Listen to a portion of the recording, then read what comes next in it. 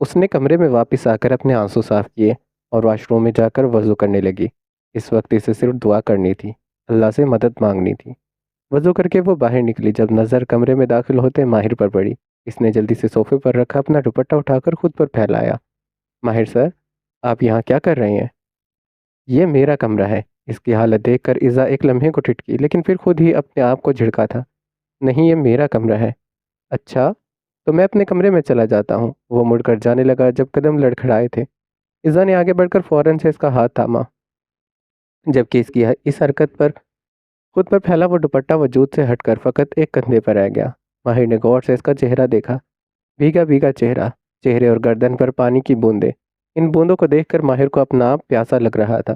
اس نے اپنی انگلی اس کی گردن پر رکھ کر ان پانی کے قطروں کو چھونا چاہا۔ جب اس کی اس حرکت سے ایزا اگلے ہی پل اس سے دور ہوئی تھی، اس کی حالت دیکھ کر اس کا لہجہ اعضاء پر بہت کچھ واضح کر رہا تھا، اور دماغ میں جیسے خطرے کا سائرن بجنے لگا۔ آپ جائے سر۔ کیوں؟ ایزا نے گھبرا کر اسے دیکھا اور تیز قدم اٹھاتی کمرے سے باہر جانے لگی، لیکن اس سے پہلے کہ وہ کمرے سے باہر جاتی، ماہر اس کا ہاتھ پکڑ کر اسے اپنی جانب کھینچ کر اس کی گردن پر جھک گیا۔ اس کا انداز ایسا تھا جیسے وہ اس کی گردن پر موجود ان پانی کے قطروں کو پی کر سچ میں اپنے پیاس مٹانا چاہتا ہوں۔ ماہر سر، چھوڑے مجھے۔ اس نے گھبراتے ہوئے اسے خود سے دور کرنا چاہا، اور اس کی اس حرکت سے ماہر نے اپنے دانت اس کی گردن میں گاڑے، جبکہ اس کی اس حرکت پر ایزا نے تکلیف سے اپنی آنکھیں بند کی تھی۔ بے بسی تھی یا تکلیف جو اس کی آنکھوں میں آنسو آئے تھے۔ چھوڑے مجھے۔ اس نے زور لگا کر اسے خود سے دور کیا، اور اس بار وہ لڑکھڑاتا تھوڑا سا دور ہوا تھا۔ بنا وقت ضائع کہ وہ باہر بھاگنے لگی، لیکن ماہر پھر سے اس نازک وجود کو اپنی گرفت میں لے چکا تھا۔ پلیز دور ہٹ جائیں۔ چھوڑیں مجھے، مشال، مشال۔ اس نے چلاتے ہوئے کسی کو بلانا چاہا، لیکن ماہر اس کے لبوں کو اپنی گرفت میں لے کر اس کی چیخ کا گلا گھونٹ چکا تھا۔ اس کے لبوں پر جھکا وہ بنا اس کی رکتی سانسوں کی پرواہ کیے ان پر جھکا ہوا تھا، جبکہ اپنی رکتی سانسوں کے باعث ایزا میں اتنی ہمت نہیں تھی کہ اسے خود سے دور کر دیتی۔ ماہر نے اس کے لب آزاد کیے جنہیں وہ زخمی کر چکا تھا، لیکن پھر اسے اپنا آپ پیاسا لگ رہا تھا۔ ایزا نے روتے ہوئے اسے دھکا دیا، لیکن وہ نازک سا وجود تھا، بھلا کیسے وہ اس کی بھرپور مردانہ وجود کا مقابلہ کرتی۔ اس کی بے حال ہوتی حالت نظر انداز کر کے ماہر پھر سے اس کے زخمی لبوں پر جھک گیا تھا۔ اس کے لبوں کو آزاد کر کے ماہر نے اس کا ہاتھ پکڑ کر اسے بیڈ پر دھکا دیا، جبکہ اس کی اس حرکت سے ایزا کو گھبراہٹ مزید بڑھ چکی تھی۔ اس میں جیسے ہمت ہی ختم ہوتی جا رہی تھی۔ اس نے پھر سے اٹھ کر بھاگنا چاہا، چلانا چاہا، لیکن ماہر اس کی ہر طرح کی کوشش ناکام بنا چکا تھا۔ ماہر سر، پلیز چھوڑے مجھے۔ آپ کو اللہ کا واسطہ ہے، پلیز چھوڑیں۔ کوئی راستہ نہ پا کر اس نے منت کرنی شروع کر دی تھی، لیکن وہ کہاں سنتا۔ اس وقت بس اس پر ایک شیطان سوار تھا۔ کافی دیر تک جب ایزا نیچے نہیں آئی تو اسے دیکھنے کے لیے وہ اس کے کمرے کی طرف چلی گئی، لیکن اندر کا منظر دیکھ کر اس کی جیسے سانسیں ہی رک چکی تھی۔ اس نے جلدی سے آگے بڑھ کر ایزا کو اٹھایا، جو زمین پر بے ہوش پڑی تھی۔ اس کے کپڑے پھٹے ہوئے تھے، جبکہ اس کے بدن پر زخم کے نشانات ہو رہے تھے۔ اس نے بے یقینی سے بیڈ پر پڑے ہوش و حواس سے بیگانہ ماہر کو دیکھا، اور بھیگی آنکھوں سے ایزا کا چہرہ تھپ تھپانے لگی۔ اسے ہوش میں نہ آتے دیکھ کر وہ جلدی سے باہر بھاگی۔ اس کا ارادہ صرف ٹیچر کو بلانے کا تھا، کیونکہ وہ اکیلی اس وقت ایزا کو نہیں سنبھال سکتی تھی، اور نہ ہی یہ چاہتی تھی کہ اس کی دوست کی یہ بات کسی کو پتہ چلے۔ لیکن یہ بات چھپنے والی نہیں تھی۔ اس نے نیچے جا کر فیمیل ٹیچر کو آہستہ سے بات بتائی، جو اس کی بات سن کر خود بھی حیرت زدہ تھی۔ مشال کے ساتھ وہ خود ایزا کے کمرے میں گئی، اور وہاں کا ماحول دیکھ کر وہ خود بھی شاکڈ ہو گئی تھی۔ چھپانے کے باوجود بھی آہستہ آہستہ یہ بات وہاں موجود سارے افراد میں پھیل چکی تھی۔ ڈاکٹر کو بلا کر ایزا کی ٹریٹمنٹ دیا۔ مشال نے اس کے کپڑے چینج کیے، اور اس کے ہوش میں آتے ہی وہ واپسی کے لیے نکل چکے تھے۔ ماہر کے گھر پر فون کر کے ساری صورتحال بتائی گئی۔ وہ ہوش میں آ چکا تھا، لیکن اس کی کیفیت غنودگی کی جیسی تھی۔ ساحر فاسٹ ڈرائیونگ کر کے 1.5 گھنٹے میں وہاں پہنچا، اور اس کے وہاں پہنچنے تک ماہر کی کیفیت ایسی ہی تھی۔ ٹیچر، پرنسپل اس سے کچھ کہہ رہے تھے، لیکن کیا، اسے سمجھ نہیں آ رہا تھا۔ بس اتنا یاد تھا کہ ساحر اسے اپنی گاڑی میں بٹھا کر واپس گھر لایا تھا، اور مکمل ہوش میں آتے ہی جو پہلی چیز اسے یاد تھی وہ تھا آریان کا تھپڑ۔ گھر پہنچنے تک وہ پھر سے بے ہوش ہو چکی تھی۔ اس کی حالت ہی سدھار آتے ہی مشال اسے اس کے گھر لے آئی تھی، لیکن وہاں جیسے ایک اور قیامت اس کی منتظر تھی۔ اس کے ماں باپ نہیں رہے تھے، اور وہ اس دنیا میں اپنے غم کے ساتھ تنہا رہ گئی تھی۔ جو کلاس فیلوز اس کے گھر تعزیت کے لیے آئے، ان کی وجہ سے ٹرپ پر ہوئی بات وہاں بیٹھے لوگوں میں پھیل چکی تھی۔ وہاں بیٹھے لوگ اس کے اور ماہر کے بارے میں کسر پزر کر کے وہاں سے چلے گئے۔ تدفین ہوئی گھر آہستہ آہستہ سارے افراد سے خالی ہو گیا، وہاں کوئی تھا تو مشال کی فیملی، زید اور پپھو، جو اپنے گھر جانے کے لیے بیٹھی ہوئی تھی۔ عارف کا کہنا تھا کہ انہیں ازا کو بھی اپنے ساتھ لے کر جانا چاہیے، وہ اکیلی نہیں رہ سکتی، اور ایسے ہی وقت اسے اکیلے چھوڑنا بھی نہیں چاہیے تھا، لیکن وہ صاف انکار کر چکی تھی، کیونکہ اس کے ساتھ وہاں کیا ہوا تھا یہ اب ان سے ڈھکا چھپا تو تھا نہیں۔ اگر نہیں بھی ہوتا تو وہ انہیں لے کر نہیں جاتی، کیونکہ ان کا بھائی ان سے اپنی زندگی میں ہی تعلق ختم کر چکا تھا۔ وہ اسے لے کر اپنے ساتھ تو نہیں گئی تھی، لیکن اس پر الزاموں کی اچھی خاصی بارش کر کے گئی تھی۔ ان کے جانے کے بعد عارف اسے اپنے ساتھ اپنے ہی گھر لے آیا، اور اسے اکیلا کیسے چھوڑ دیتا، وہ بھی اس وقت جب اپنی کسی ضرورت تھی۔ میں جانتا ہوں میری غلطی ہے، پر میں نے جان بوجھ کر کچھ نہیں کیا۔ ریکارڈنگ ختم ہوتے ہی اس نے اپنے موبائل اٹھایا، جبکہ بہروز کی ساری باتیں سن کر سب اپنی اپنی جگہ خاموش بیٹھے تھے۔ انہیں سمجھ نہیں آ رہا تھا کس طرح ریئیکٹ کرے۔ ماہر بے قصور تھا، پر ازا کے ساتھ جو کچھ بھی کیا تھا وہ اس نے ہی کیا تھا، انجانے میں ہی صحیح۔ غلطی تو ہوئی ہے نا ماہر، ازا کیا کرے گی اب؟ مرتضیٰ نے اس کے سنجیدہ چہرے کی طرف دیکھا، لیکن اس کے کچھ کہنے سے پہلے ہی آرین کہہ اٹھا، جانتا ہوں اس کے ساتھ جو بھی ہوا وہ بہت برا ہوا، پر ایک حادثے سے اس کی زندگی رک نہیں جاتی مرتضیٰ۔ یہ اس کی زندگی ہے، اس کا پورا اختیار ہے، وہ جو کرنا چاہے کرے۔ آریان بات اب کہیں زیادہ آگے بڑھ گئی ہے۔ عالم کے کہنے پر اس نے ماہر کی جانب دیکھا، جو خود اس کے اگلے لفظوں کا منتظر تھا۔ یہ اس کی زندگی ہے، وہ جو کرنا چاہے کرے۔ اگر اسے یہ بچہ یہ نہیں چاہیے تو معاملہ یہیں ختم ہو جائے گا۔ اس کے کہنے پر ماہر تو جیسے تڑپ ہی گیا۔ وہ کیسے ایک ننھی سی جان کے لیے بات کہہ سکتا تھا؟ بابا سائیں، آج آپ نے یہ بات کہہ دی اور میں نے سن لی، لیکن آئندہ ایسی کوئی بات نہ ہو تو پھر کیا کرو گے تم؟ میں اس سے شادی کرنا چاہتا ہوں۔ ماہر شاہ، تمہیں لگتا ہے یہ سب ہونے کے باوجود وہ تم سے شادی کرے گی؟ ہاں، وہ کرے گی، اسے کرنی ہوگی۔ تیز تیز قدم اٹھاتا وہ اپنے کمرے کی جانب چلا گیا، اور اس کے جانے کے بعد کمرے میں اتنے سارے لوگ ہونے کے باوجود سناٹا تھا۔ اس نے سکون بھرا سانس لے کر فون کال بند کی، جب اسے اپنے پیچھے سے شاہ میر کی آواز سنائی دی۔ کس کا فون تھا لالا؟ زریام نے مڑ کر اسے دیکھا تھا۔ ساحر کا۔ کیا کہہ رہے تھے؟ ماہر کو اس رات نشہ آور دوائی دی گئی تھی۔ اس نے مختصر لفظوں میں سے پوری بات بتائی، جسے سن کر اس نے دل میں خدا کا شکر ادا کیا۔ اسے پتا تھا اس کا بھائی کچھ ایسا نہیں کر سکتا، اور اس نے نہیں کیا تھا۔ مجھے پتا تھا وہ بے قصور ہے، لیکن معاملہ یہاں ختم نہیں ہوتا۔ تم جانتے ہو نا، اب ماہر یا اس لڑکی کے درمیان نہیں رہی بات، ان دونوں کے درمیان اب ایک تیسرا وجود بھی آ چکا ہے۔ میں جانتا ہوں، لیکن آپ فکر مت کریں، اللہ ہے نا، اب تک بھی اس نے ساتھ دیا ہے تو پھر کوئی نہ کوئی راستہ آگے بھی نکال ہی دے گا۔ شاہ میر نے اس کے کندھے پر ہاتھ رکھا، جس پر وہ اپنا سر ہلا کر رہ گیا، اور ہلکے سے لب ہلائے۔ انشاءاللہ۔ اس وقت وہ لان میں رکھی چیئرز پر بیٹھا تھا، نظر کسی غیر مروع نقطے پر جمی تھی۔ جب اسے اپنے ہاتھ پر نرم لمس کا احساس ہوا، اس نے سکون سے آنکھیں بند کی اور اس کی کمر کے گرد بازو ہموار کر کے اسے اپنے قریب کیا، جس کے بعد مہیم نے اس کے مضبوط کندھے پر اپنا سر رکھ دیا۔ آپ پریشان ہیں؟ ہاں۔ کیوں؟ اب تو سب کچھ ٹھیک ہو گیا ہے۔ اب بھی کہاں ٹھیک ہوا ہے؟ اس نے آنکھیں کھول کر مہیم کی جانب دیکھا۔ تو ہو جائے گا، بس ایک کام کرنا ہے، ایذا کو ماہر بھائی سے شادی کے لیے منانا ہے۔ اور یہ تم کیسے کرو گی؟ میں نے مشال سے بات کی تھی۔ کون مشال؟ اس نے حیرت سے پوچھا، لیکن پھر خود ہی یاد آ گیا مشال کون ہے؟ نمبر کہاں سے ملا تمہیں اس کا؟ مرتضیٰ انکل سے لیا۔ کیا بات کی تم نے؟ میں نے اسے ایذا کے بارے میں پوچھا۔ اس نے بتایا اس کے والدین انتقال کر چکے ہیں، ایک پھپھو ہے جو اسے اپنے ساتھ رکھنے پر تیار نہیں ہے۔ بس ہمیں یہ کرنا ہے، اس کے سارے راستے ماہر بھائی کی طرف لے جائیں۔ اس کے سارے راستے ماہر بھائی کی طرف لے کر آ جائیں۔ یہ غلط ہے ماہیم، ہم اس کے ساتھ کسی طرح کی زبردستی نہیں کر سکتے۔ ہم کوئی زبردستی نہیں کر رہے سائر، اور اگر یہ زبردستی بھی ہے تو کبھی کبھار یہ چیزیں بھی انسان کے لیے اچھی ہوتی ہیں۔ ماہر بھائی بہت اچھے انسان ہیں، ان سے انجانے میں ہوئی ایک غلطی کی وجہ سے ہم ان کی ساری اچھائیاں بھلا نہیں سکتے۔ ہم بس کچھ ایسا کریں گے کہ وہ ماہر بھائی سے شادی کے لیے راضی ہو جائیں، کیونکہ ابھی کے لیے یہی آپشن بہتر ہے۔ ساحر مسکراتے ہوئے غور سے اپنی بیوی کی باتیں سن رہا تھا۔ یہ باتیں تمہارے دماغ میں کس نے فٹ کی؟ یہ باتیں میں نے اپنے شوہر سے سیکھی ہیں۔ کیا کہا تھا آپ نے نکاح سے پہلے مہیم؟ اگر تم نے شادی سے انکار کیا تو میں مر جاؤں گا۔ اس نے باقاعدہ اپنی آواز ساحر کی طرف بھاری کر کے کہا، لیکن وہ ہوئی نہیں، یہ الگ بات ہے۔ اس کے کہنے پر ساحر کھل کر ہنسا تھا، اور مہیم غور سے اس کی دلکش مسکراہٹ دیکھنے لگی۔ کتنے دن کے بعد وہ اس طرح سے ہنسا تھا؟ اور جب میں نے ہاں کہہ دیا تھا تو آپ نے مجھ سے پوچھا تھا کہ تم اپنی مرضی سے ہاں کہہ رہی ہو۔ آپ تو ایسے کہہ رہے تھے جیسے اگر میں کہتی مجھے آپ سے شادی نہیں کرنی تو آپ پیچھے ہٹ جاتے۔ ہاں میں ہٹ جاتا، اگر تم شادی سے انکار کرتی تو میں بالکل تمہیں فورس نہیں کرتا، لیکن اس آفس میں پڑے پڑے مر ضرور جاتا، کیونکہ تمہارے بنا میں نے جینے کا تصور بھی نہیں کیا تھا۔ آپ مجھ سے اتنا پیار کیوں کرتے ہیں؟ میں نے تو ہمیشہ ہمارے درمیان بہن بھائی والا رشتہ رکھا تھا، اور میں تو آپ کو اپنا بھائی ہی سمجھتی تھی، لیکن میں ایسا نہیں سمجھتا تھا، میں نے تمہیں ہمیشہ صرف پیار کی نظر سے دیکھا تھا، بچپن سے ہی میں نے تم پر اپنا پورا حق سمجھا تھا۔ اس نے ماہیم کے چہرے پر ہو اس نے ماہیم کے چہرے پر ہوا سے بکھرتے بالوں کو پیچھے کیا اور اس کے ماتھے پر اپنے لب رکھے اور نرمی سے اس کے لبوں پر جھک گیا۔ گاڑی کا ہارن سنتے ماہیم نے اسے دھکا دیا اور جلدی سے اٹھ کر دروازے کی طرف دیکھا۔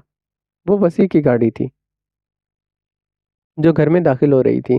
ساحر کی طرف دیکھے بغیر وہ تیزی سے اندر بھاگ گئی، جبکہ اس کے بھاگنے کا انداز دیکھ کر ساحر کا بے ساختہ کہا چھوٹا تھا۔ کمرے میں داخل ہوتے اس کی نظر بیڈ پر سوتی حریب پر پڑی۔ آج کل یہی دو کام تو باقاعدگی سے وہ کر رہی تھی، یا سوتی رہتی تھی یا جب اٹھتی تھی تو کھاتی رہتی تھی۔ ذریعہ خود بھی اس کے کھانے پینے کا بہت دھیان رکھتا تھا۔ اس وقت بھی رات کے کھانے کا وقت ہو رہا تھا اور وہ تھی کہ اٹھنے کا نام نہیں لے رہی تھی۔ حریب، ذریعہ نے نرمی سے اس کا گال تھپتھپایا۔ اس نے نیند سے بھری آنکھیں کھول کر ذریعہ کو دیکھا۔ چلو اٹھو، کھانے کا وقت ہو رہا ہے۔ کمرے میں لا دو۔ کمبل خود پر ڈال کر وہ دوبارہ سو گئی۔ آج کل وہ کچھ زیادہ ہی سستی دکھانے لگی تھی۔ اس کی سستی پر ذریعہ بس اپنا سر نفی میں ہلا کر رہ گیا۔ اس نے ملازمہ کو کھانا کمرے میں لانے کو کہا اور خود اپنے کپڑے بدلنے چلا گیا۔ ڈریسنگ روم سے نکل کر اس نے بیڈ پر لیٹی حریب کو دیکھا، جو دروازہ بجنے کی آواز پر سوئی پڑی تھی۔ اس نے دروازہ کھولا اور ملازمہ کے ہاتھ سے ٹرے لے کر دروازہ بند کر دیا۔ حریب، چلو کھانا کھا لو۔ اس نے کمبل اس کے اوپر سے ہٹا کر اسے زبردستی اٹھا کر بٹھایا۔ تم خود ہی کھلا دو۔ اس نے بند آنکھوں سے اپنے سر کے پیچھے بازو رکھا۔ مسکراتے ہوئے ذریعام نے اسے اٹھا کر اپنی گود میں بٹھایا، جس کے بعد حریب نے اپنا سر اس کے سینے پر رکھا۔ ذریعام کے کھانے کھلانے پر وہ بند آنکھوں کے ساتھ ہر نوالا کھاتی گئی۔ وہ اسے کیا کھلا رہا تھا اسے پتہ بھی نہیں چل رہا تھا، کیونکہ اس وقت وہ نیند میں حد سے زیادہ ڈوبی ہوئی تھی۔ اب میں سو جاؤں؟ اس کے ٹرے سائڈ پر رکھتے حریب اس کی گود سے اٹھنے لگی، جب ذریعام نے اسے واپس سے بٹھایا۔ اب تم اپنی نیند کو بھگاؤ، کیونکہ واک کا ٹائم ہو گیا ہے۔ اس کے کہنے پر حریب نے منہ بنایا۔ ذریعام روزانہ کھانے کے بعد اسے واک کرواتا تھا، اور جب تک وہ یہ کام کرواتا رہتا تب تک حریب کا منہ بنا رہتا۔ نہیں نا، میں کل اتنا کروں گی کہ آج کا بھی پورا ہو جائے گا، بس ابھی سونے دو۔ وہ پھر سے اس کی گود سے اٹھنے لگی جب ذریعام نے اسے اس کی بار اپنی باہوں میں اٹھایا تھا۔ سو جانا، فی الحال جو ضروری کام ہے وہ کرو، میں اماں سے اسے تمہاری شکایت کروں گی۔ بنا اس کی بات دھیان دیے اسے اپنی باہوں میں اٹھائے ذریعام باہر لے گیا۔ مطلب یہ تو طے تھا کہ ذریعام اسے بنا واک کروائے اب سونے نہیں دینا چاہتا تھا۔ علی، میری بات سنے، اس نے تیار ہوئے علی سے کہا، جو اس وقت بلیک قمیص شلوار کے ساتھ وائٹ کوٹ پہنے باہر جانے کے لیے تیار ہو رہا تھا۔ بولو جانے علی۔ اس کا ہاتھ پکڑ کر علی نے اسے اپنے قریب کیا تھا۔ اس کی قربت کی وجہ سے آج کل نور کچھ زیادہ ہی کھلی کھلی رہنے لگی تھی۔ ہم ہنی مون پر کب جا رہے ہیں؟ نظریں جھکائے وہ اس کے دل کے مقام پر اپنی انگلی پھیرنے لگی۔ بہت جلدی نہیں ہے تمہیں جانے کی؟ اس نے شرارتی نظروں سے نور کو دیکھا۔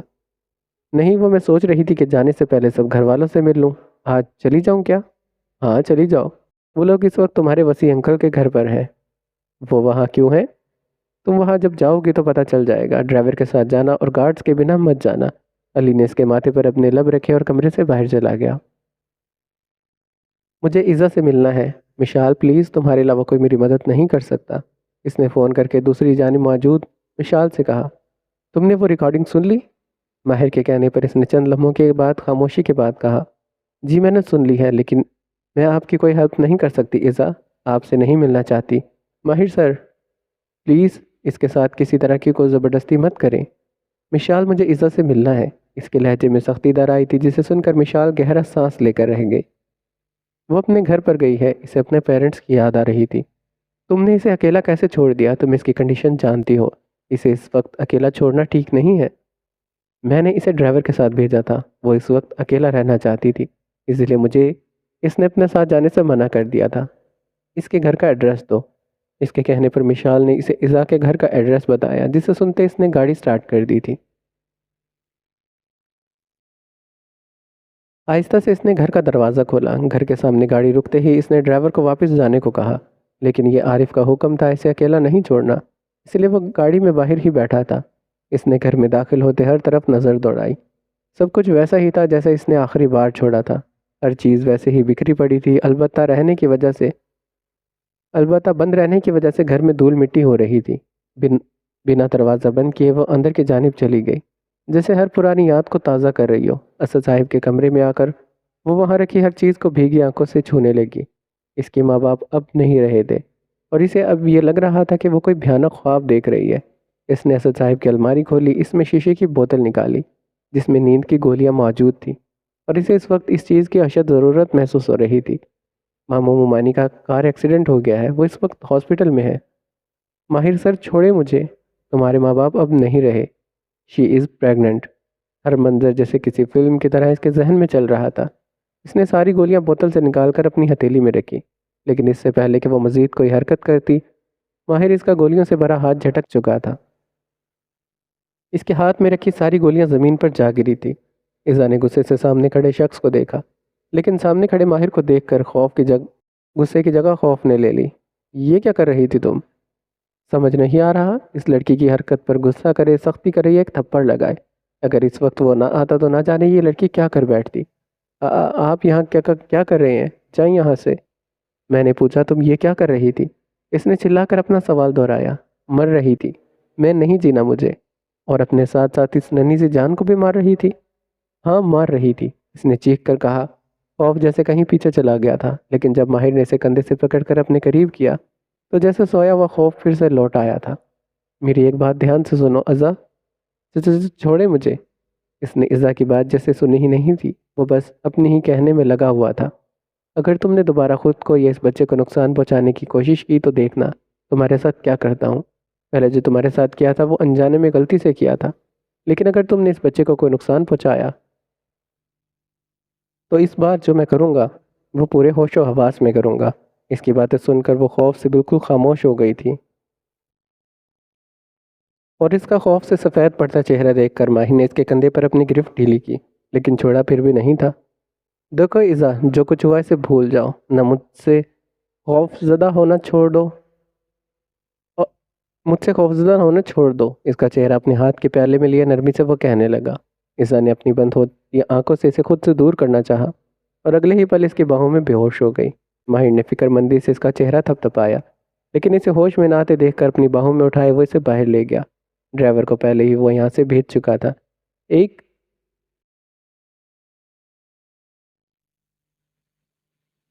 ایک چھوٹی فون کال کروا کر اس کا وجود اپنی باہوں میں اٹھاتے اسے بے حد حیرت ہوئی تھی، بھلا کوئی اتنا نازک بھی ہو سکتا ہے؟ مشال کو میسج کر کے اس نے گھر سے باہر بلوایا، جو اس کا میسج دیکھتے ہی باہر بھاگ آئی تھی۔ ماہر نے گاڑی گھر سے تھوڑے فاصلے پر کھڑی کی تھی۔ کیا ہوا ہے اسے؟ اس نے بیک سائڈ پر لیٹی ایزا کو دیکھ کر پریشانی سے پوچھا۔ بے ہوش ہو گئی تھی۔ کیوں؟ آپ نے کیا کیا اس سے؟ آپ کو اسے ڈاکٹر کے پاس لے کر جانا چاہیے تھا۔ میں لے کر گیا تھا، خوف کی وجہ سے بے ہوش ہوئی ہے، تھوڑی دیر میں ہوش آ جائے گا۔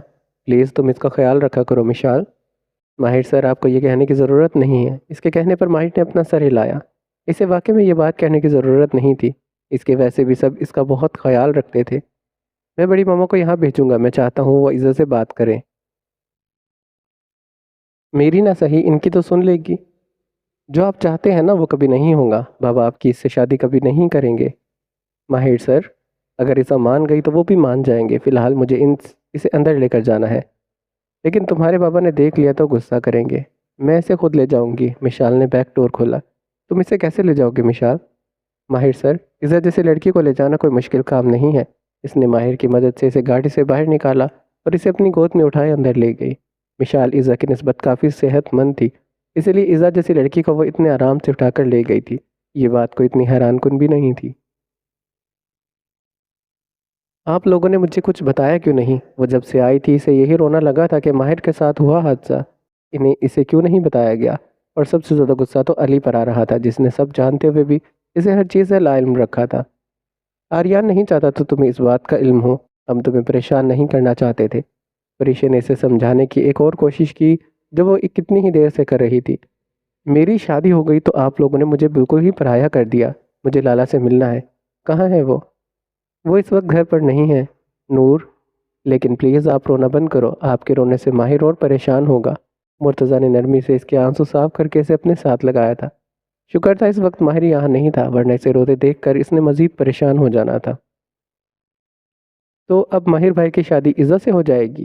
حیات نے چہرہ موڑ کر اپنے برابر بیٹھے شاہ میر کو دیکھا۔ اس وقت وہ دونوں لاؤنج میں اکیلے بیٹھے ہوئے تھے۔ پتہ نہیں گھر والے کب تک واپس آئیں گے۔ میں نہیں جانتا حیات، وہ لوگ جب تک واپس نہیں آئیں گے، جب تک ماہر لالا کا مسئلہ حل نہیں ہو جاتا، جو انشاءاللہ بہت جلد حل ہو جائے گا۔ اب دیکھنا۔ اس کے کہنے پر شاہ میر نے مسکراتے سے اپنے ساتھ لگایا۔ میری پیاری بیوی، مجھے اتنی عزت مت دیا کرو، عادت نہیں ہے مجھے، تم میری عادت بگاڑ رہی ہو۔ تو عادت ڈال لیں، کیونکہ میں اب آپ کو ساری زندگی ایسے ہی مخاطب کروں گی۔ تم نے کھانا کیوں نہیں کھایا نور؟ کمرے میں داخل ہوتے اس نے بیڈ پر بیٹھی نور سے کہا، جسے دیکھتے ہی اپنا چہرے کا رخ موڑ گئی تھی۔ صبح کی کی گئی صبح کی کی ہوئی صبح کی گئی ہوئی وہ اس کے آنے سے 20 منٹ پہلے گھر واپس آئی تھی۔ آج اسے خود بھی کافی دیر ہو گئی تھی اور گھر آ کر ملازم سے یہی سننے کو ملا کہ وہ آتے ہی سیدھا اپنے کمرے میں چلی گئی ہے اور اس نے کچھ کھایا بھی نہیں ہے۔ اور علی کو یہی فکر ہو رہی تھی کہ اسے پتا تھا کہ جب ماہر والی بات اس کے سامنے آئے گی تو اس کا ریاکشن کچھ ایسا ہی ہوگا، اور پتہ نہیں اس پریشانی میں اس نے کچھ کھایا بھی ہے یا نہیں۔ نور، کیا ہوا ہے؟ اس نے اپنا کوٹ اتار کر اس نے سائڈ ٹیبل پر رکھا اور جا کر اس کے قریب بیٹھا۔ آپ جانتے تھے نا لالا کے ساتھ کیا ہوا ہے؟ ہاں میں جانتا تھا، اس نے اعتراف کیا۔ تو مجھے کیوں نہیں بتایا؟ تمہیں بتا دیتا تو تم کیا کرتی؟ اس کے ساتھ جو ہو چکا تھا اسے بدل دیتی؟ بدل نہیں سکتی تھی علی، پر اس وقت میں ان کے ساتھ ہوتی تو تم اس کے ساتھ ہوتی تو تم خود کو پریشان کرتی، جس سے ماہر کی پریشانی ختم ہونے کے بجائے مزید بڑھ جاتی۔ اپنے بھائی پر بھروسہ ہے تو یقین رکھو وہ سب کچھ ٹھیک کر لے گا۔ علی نے اس کے بھیگتے گال کو صاف کیا اور اس کا نرم رویہ دیکھ کر نور اس کے گلے لگ گئی۔ علی، مجھے ہنی مون پر نہیں جانا۔ اس کے کہنے پر علی کے لب بے اختیار مسکرائے تھے۔ ٹھیک ہے، ہم نہیں جا رہے، تم جب جانا چاہو گی ہم بس تب ہی چلیں گے۔ اسے مزید سختی سے خود میں قید کیا علی نے اس کے ماتھے پر اپنے لب رکھے تھے۔ نوک کر کے اس نے آہستہ سے کمرے کا دروازہ کھولا، جہاں پہلی نظر بیڈ پر بیٹھی ایزا پر گئی، جو کھڑکی کی طرف دیکھتی اپنی ہی سوچوں میں گم تھی۔ اپنا گلا کھنکار کر آئرہ نے اسے اپنی جانب متوجہ کیا، اور وہ جو اپنی سوچوں میں گم تھی آئرہ کی کھنکار کی بری طرح سے چونکی تھی۔ آپ کون ہیں؟ میں آئرہ ہوں، کیا میں یہاں بیٹھ سکتی ہوں؟ اس نے بیڈ کی جانب اشارہ کر کے اجازت مانگی۔ اس کے کہنے پر ایزا ایک طرف ہو گئی، مطلب اسے بیڈ پر بیٹھنے کی اجازت دے دی۔ تھینک یو ایزا۔ آپ کون ہیں اور یہاں کیوں آئی ہیں؟ میں ماہر کی ممانی ہوں۔ تو آپ یہاں کیوں آئی ہیں؟ تم سے بات کرنی ہے۔ اس نے غور سے اس لڑکی کو دیکھا جو دکھنے میں ہی 16-17 سال کی لگ رہی تھی، لیکن وہ تھی 19 سال کی، یہ اسے ابھی پتہ چلا تھا۔ مجھے کچھ نہیں سننا، لیکن میں تم سے باتیں کرنا چاہتی ہوں۔ کیا تم مجھے بتاؤ گی تم نے اپنے بارے میں کیا سوچا ہے؟ اپنے بیبی کے بارے میں کیا سوچا ہے؟ میں نے کچھ سوچا ہے نا، مجھے کچھ سوچنا ہے۔ میں نے کچھ سوچا ہے نا، مجھے کچھ سوچنا ہے۔ کیوں نہیں سوچنا؟ کیونکہ وہ ایک لمحے کے لیے رکی، کیونکہ مجھے یہ نہیں چاہیے۔ ماہر تم سے شادی کرنا چاہتا ہے ایزا۔ اس کے کہنے پر ایزا نے جیسے صدمے سے اسے دیکھا تھا۔ آپ کی بیٹی ہے؟ نہیں، لیکن سوچے اگر اس کے ساتھ بھی یہی ہوتا تو کیا آپ اپنی بیٹی کی شادی ایسے شخص سے کر دیتی؟ میں اس بارے میں کیوں سوچوں؟ جو بات ہے ہی نہیں ایزا۔ ماہر بہت اچھا ہے، اس سے جو غلطی ہوئی ہے وہ انجانے میں ہوئی ہے۔ وہ ہوش میں کبھی ایسے قدم اٹھانے کے بارے میں سوچ بھی نہیں سکتا، لیکن تم اسے ایک موقع تو دو۔ یہ بات آپ کے لیے کہنی آسان ہے شاید، ہاں۔ تو پھر تم بتا دو تم کیا چاہتی ہو۔ میں آپ کو بتا چکی ہوں۔ سنجیدگی سے کہتے وہ دوبارہ سے کھڑکی کی جانب دیکھنے لگی۔ تمہارا یہی فیصلہ ہے ایزا؟ جی۔ تو پھر ٹھیک ہے، ہم اس معاملے کو جلد از جلد ختم کر دیتے ہیں۔ میری دوست ایک ہاسپٹل میں ڈاکٹر ہے، میرے یا آمنہ کے ساتھ مل کر تم چل لینا تاکہ یہ قصہ یہیں ختم ہو جائے۔ کل ملتے ہیں، اپنا خیال رکھنا۔ آریا نے اپنا ہاتھ اس کے ہاتھ پر رکھ کر دبایا اور اپنی جگہ سے اٹھ کر چلی گئی، جبکہ اس کے جانے کے بعد ایزا کتنی ہی دیر خود اپنی کہی باتیں سوچتی رہی۔ یہ اس نے کیا کہہ دیا تھا؟ غلط کہا تھا یا صحیح؟ آپ ایسا کیسے کر سکتی ہیں بڑی ماما؟ اس کی بات سن کر ماہر بے یقینی سے اس کی جانب دیکھنے لگا۔ ماہر وہ ایسا ہی چاہتی ہے، پر میں ایسا نہیں چاہتا۔ یہاں تمہارے چاہنے نہ چاہنے سے کچھ نہیں ہوتا، یہ اس کی مرضی ہے۔ وہ جیسا چاہے گی ویسا ہی ہوگا، تم اسے سمجھو۔ تو ماہر غلط بھی وہ نہیں ہے۔ آرین نے نرمی سے اس کا ہاتھ تپ تپایا تھا۔ نہیں، یہاں اس کی مرضی نہیں چلے گی۔ وہ جو کرنا چاہتی ہے نا وہ میں نہیں ہونے دوں گا، اور یہ بات میں آخری بار کہہ رہا ہوں، مجھے دوبارہ کہنے کی ضرورت نہیں پڑے۔ آپ اس کی بات ماننے کے بجائے اسے سمجھا دیں۔ اس نے دانت پیستے ہوئے کہا وہ بتا نہیں سکتا تھا ایزا کے اس فیصلے سے اسے کتنا غصہ آ رہا تھا۔ اپنی بات کہہ کر وہ وہاں سے چلا گیا، جبکہ آئرہ بس اپنا سر نفی میں ہلاتی رہ گئی۔ ایک طرف ایزا تھی جو اپنا فیصلہ بدلنے پر تیار نہیں تھی، اور دوسری جانب ماہر تھا جو اس کا یہ فیصلہ ماننے کے لیے تیار نہیں تھا۔ گارڈ باہر کرسی پر بیٹھا سو رہا تھا۔ ماہر نے افسوس سے اسے دیکھا، لیکن پھر سوچا اچھا ہے جو سو رہا ہے، اس کے لیے تو آسانی ہی رہی نا۔ دروازہ بند پڑا تھا، اس لیے وہ بنی دیوار پر چڑھ کر اندر کی طرف کودا اور اسی کھڑکی کے سامنے جا کھڑا ہوا جہاں پہلے اسے ایزا ملی تھی۔ اس نے آہستہ سے کھڑکی کھولی، یہ شاید اس کی قسمت اچھی تھی جو پہلے کی طرح آج بھی وہ کھڑکی کھولی ہوئی تھی۔ اس نے آہستہ سے کمرے میں قدم رکھا اور ہلکے لیمپ کی روشنی میں بیڈ پر لیٹے اس وجود کو دیکھنے لگا جو اپنے آدھے وجود پر کمبل ڈالے سو رہی تھی۔ دھیرے دھیرے قدم اٹھاتا وہ ماہر اس کے قریب جانے لگا۔ نیند میں اسے اپنے سانس رکتا محسوس ہوا تھا۔ اس نے اپنا ہاتھ ہلانے چاہے لیکن وہ جیسے کسی چیز میں بندھے تھے۔ اس نے ڈر کے مارے جلدی سے اپنی آنکھیں کھولی اور اپنے اوپر جھکے ماہر کو دیکھ کر جیسے ساری نیند کہیں دور چلی گئی۔ اس نے اپنے ہاتھ ہلانے چاہے لیکن وہ ماہر کی گرفت میں تھے، جبکہ ماہر کا دوسرا ہاتھ اس کے منہ پر تھا۔ خوف سے اس کا وجود کانپنے لگا۔ اسے لگا ماہر پھر اس کے ساتھ وہی سب کرے گا اور وہ کچھ نہیں کر پائے گی۔ اپنی بے بسی دیکھ کر اس کی آنکھوں سے آنسو نکل آئے تھے۔ کیا کہا تھا میں نے؟ تم اس بچے کو کوئی نقصان نہیں پہنچاؤ گی؟ پھر تم نے بڑی ماما سے ایسا کیوں کہا؟ تمہیں میری بات سمجھ نہیں آتی؟ شادی کرنا چاہتا ہوں تم سے، تمہیں اور اس بچے کو اپنانا چاہتا ہوں، لیکن شاید تمہیں یہ منظور نہیں ہے۔ اس نے ایزا کے ہاتھ کو چھوڑا جو اس کے چھوڑتے ہی چوڑے سینے پر ہاتھ رکھ کر اسے خود سے دور کرنے لگی تھی۔ ایزا میں اپنی غلطی مانتا ہوں اور تم میری بات نہ مان کر مجھے ایک اور غلطی کرنے پر مجبور کر رہی ہو۔ کل تم بڑی ماما کے ساتھ کہیں نہیں جاؤ گی، اور اگر گئی تو انجام کی ذمہ دار تم خود ہوگی۔ میں تمہیں آخری بار کہتا ہوں۔ اس نے اپنا ہاتھ اس کے لبوں سے ہٹایا اور اس کے ایسا کرتے ہی ایزا چیختے ہوئے مشال کو آوازیں دینے لگی۔ اس کا پورا چہرہ آنسوؤں سے بھیگ چکا تھا۔ ماہر نے اپنے قدم واپس کھڑکی کی جانب بڑھائے اور جیسے ہی وہ اس کے کمرے سے نکلا، مشال سمیت سارے گھر والے افراد بھاگتے ہوئے اس کے کمرے میں آئے تھے۔ اس وقت وہ اتنی گھبرائی ہوئی تھی کہ کسی نے اس سے کچھ پوچھا ہی نہیں، اور اس وقت پوچھنا ویسے بھی بیکار تھا، وہ کچھ بتانے کی حالت میں تھی بھی نہیں۔ گاڑی ہاسپٹل کے سامنے رکتے اس نے ہاتھ بے ساختہ اپنے پیٹ پر رکھا۔ وہ یہ کیا کرنے جا رہی تھی؟ یہ غلط تھا، اسے یہ سب نہیں کرنا چاہیے تھا۔ ایزا چلو اترو۔ آریہ کی آواز سن کر اس نے چونک کر اس کی جانب دیکھا اور دروازہ کھول کر گاڑی سے اتری۔ آمنہ بھی ان کے ساتھ ہی آنے والی تھی، لیکن دادی جان کی طبیعت خرابی کی وجہ سے وہ نہیں آ سکی، جبکہ مشال خود اس کے ساتھ نہیں آئی تھی کیونکہ وہ اس فیصلے کے حق میں ہی نہیں تھی جو ایزا نے لیا تھا۔ اس کا ہاتھ پکڑ کر آئرہ اسے اپنے ساتھ اندر لے کر جانے لگی۔ جب اس کے پرس میں رکھا فون بجنے لگا، اس نے فون نکال کر دیکھا جہاں عالم کی کال آ رہی تھی۔ ایزا تم اندر جاؤ، میں بس 2 منٹ میں آتی ہوں۔ اس کے کہنے پر وہ اپنا سر ہلاتی اندر کی جانب جانے لگی، جبکہ دل اتنی زور زور سے دھڑک رہا تھا کہ مانو ابھی باہر آ جائے گا۔ اس کے ذہن میں ماہر کی باتیں گونجی جو اس نے کل رات کہی تھی، اور اس نے اپنے قدم باہر کی جانب بڑھا دیے۔ اسے اس وقت اکیلے نہیں رہنا تھا۔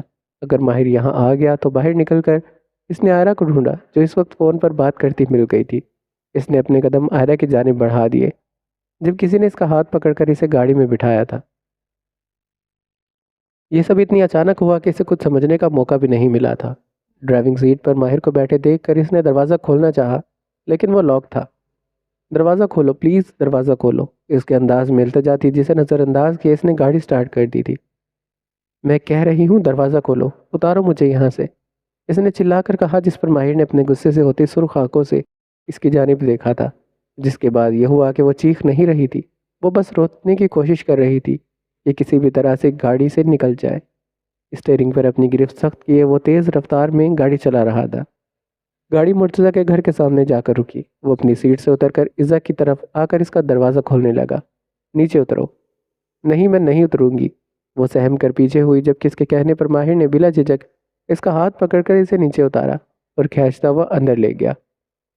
پلیز چھوڑو مجھے، میں نے آپ کا کیا بگاڑا ہے؟ تم نے میری بات نہ مان کر اپنا نقصان خود کیا ہے۔ اسے کھینچتا ہوا وہ گھر کے اندر لے گیا اور ایک کمرے میں لے جا کر اس کا ہاتھ چھوڑا تھا۔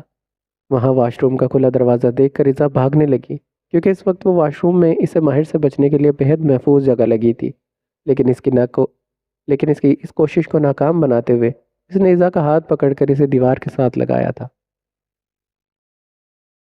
اس کی اس حرکت پر ایزا دیوار کے کونے سے لگ کر بیٹھ گئی۔ اس کا وجود خوف سے کانپ رہا تھا، لیکن آج ماہر کو کسی چیز کی پرواہ بھی نہیں تھی۔ ادھر دیکھو۔ اس کی تھوڑی پر ہاتھ رکھ کر ماہر نے اس کا چہرہ زبردستی اٹھا کر اپنی طرف کیا۔ اس کا چہرہ پسینے اور آنسوؤں سے بھیگا ہوا تھا۔ کیا کہا تھا میں نے تم سے؟ ماہر کے سختی سے کہنے پر اس نے اپنی تھوڑی پر رکھا اس کا ہاتھ جھٹکے سے اور مزید پیچھے کیا تھا۔ ایزا، میں نے تم سے کیا کہا تھا؟ اس کے دھاڑنے پر ایزا کی کپکپاہٹ میں مزید اضافہ ہوا تھا۔ مجھے منع کیا تھا جانے سے۔ تو پھر تم کیوں گئی تھی؟ میرا منع کرنے کے باوجود کیوں گئی تھی تم؟ اس نے زور سے اپنا ہاتھ دیوار پر مارا تو یہ ہاتھ ایزا پر اٹھانے کا دل چاہ رہا تھا، لیکن وہ اس پر نہیں اٹھا سکتا تھا۔ مجھے جانے دیں۔ جانے کا تو تم اب نام بھی مت لینا، تم یہیں رہو گی میرے پاس۔ اس کے کہنے پر ایزا نے خوفزدہ نگاہوں سے اسے دیکھا تھا۔ مجھے نہیں رہنا۔ ایزا، نکاح کرو گی مجھ سے؟ مجھے جانے دو۔ ایزا، مجھ سے نکاح کرو گی؟ اس نے اپنا سوال دہرایا۔ نہیں، مجھے نہیں کرنا۔ تو پھر یہیں رہو گی تم میرے ساتھ، میرے پاس، بغیر نکاح کے ہی صحیح، لیکن تمہیں رکھوں گا اپنے پاس۔ اس نے ایزا کے چہرے پر اپنا ہاتھ رکھا جسے اس نے جھٹکنا چاہا، لیکن اس کا ہاتھ اپنے دوسرے ہاتھ میں لے کر اس نے ایزا کا چہرہ اپنے بہت قریب کیا تھا۔ منظور ہے تمہیں؟ پلیز مجھے جانے دو۔ تمہارے یہ آنسو اس وقت مجھ پر بالکل اثر نہیں کر رہے۔ راستہ دیا ہے میں نے جائز رشتے کا، میرے ساتھ رہو، نہیں رہنا چاہتی ہو تو تمہاری مرضی۔ ماہر نے اسے اپنے بہت قریب کیا تھا، جبکہ اسے اپنے اتنے قریب دیکھ کر گزرا ہوا ہر لمحہ ایزا کے ذہن میں گھومنے لگا، اور اگلے ہی لمحے وہ ہوش و حواس سے بیگانہ ہو گئی۔ اپنی باہوں میں موجود اس لڑکی کے بے ہوش وجود کو دیکھ کر ماہر نے گہرا سانس لیا اور اسے باہوں میں اٹھا کر بیڈ پر لٹایا۔ جب دروازہ زور زور سے بجنے لگا، ماہر جانتا تھا جس طرح وہ ایزا کو اپنے ساتھ لایا ہے، ملازم ضرور کسی نہ کسی کو اطلاع کر دے گا۔ اس نے دروازہ کھولا جہاں ساحر کھڑا تھا۔ اسے دھکا دے کر ساحر اندر داخل ہوا اور نظر بیڈ پر لیٹی ایزا پر پڑی۔ کیا کیا ہے تو نے؟ کچھ نہیں کیا، وہ خود ہی بے ہوش ہوئی ہے۔ اسے یہاں لایا کیوں ہے ماہر؟ کیونکہ جو یہ کرنے جا رہی تھی میں نہیں ہونے دے سکتا، اس نے غصے سے کہا۔ ساحر نے حیرت سے اسے دیکھا۔ یہ ماہر کا بالکل نیا روپ تھا جسے وہ اس وقت دیکھ رہا تھا۔ بابا صاحب پہلے ہی تجھ سے خفا ہے، انہیں تیری اس حرکت کا پتہ چلا تو مزید ناراض ہو جائیں گے۔ ہو جائیں۔ اس کے انداز میں لاپرواہی تھی۔ ماہر اسے واپس گھر چھوڑ کر آ۔ نہیں، میں اسے کہیں نہیں جانے دوں گا۔ ماہر اسے یہاں رکھنے سے یہ تجھ سے مزید خوفزدہ رہے گی۔ بہتر ہے اسے وقت دے، ہو سکتا ہے اسے خود ہی ٹھیک ہو جائے۔ ساحر کے کہنے پر اس نے گہرا سانس لے کر بیڈ پر لیٹی ازا کو دیکھا اور ساحر کی بات سمجھ کر آہستہ سے اپنا سر ہلا دیا۔ کیا آپ کو یہ نکاح قبول ہے؟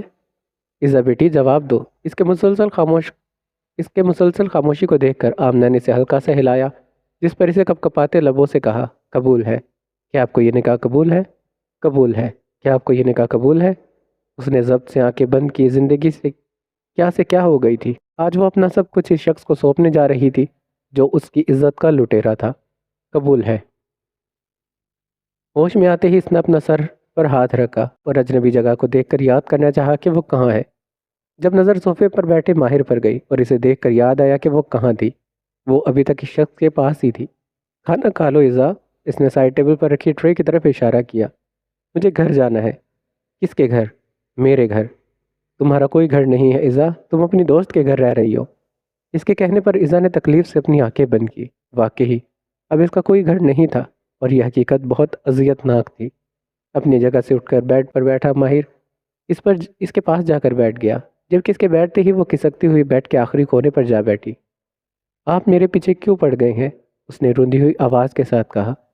میں تمہارے پیچھے ایسے ہی پڑا رہوں گا جب تک تم میری بات نہیں مانو گی۔ کیا چاہیے آپ کو؟ مجھے یہ بچہ چاہیے۔ نہیں ماننی مجھے آپ کی کوئی بھی بات، میں اس کو ختم کرنا چاہتی ہوں۔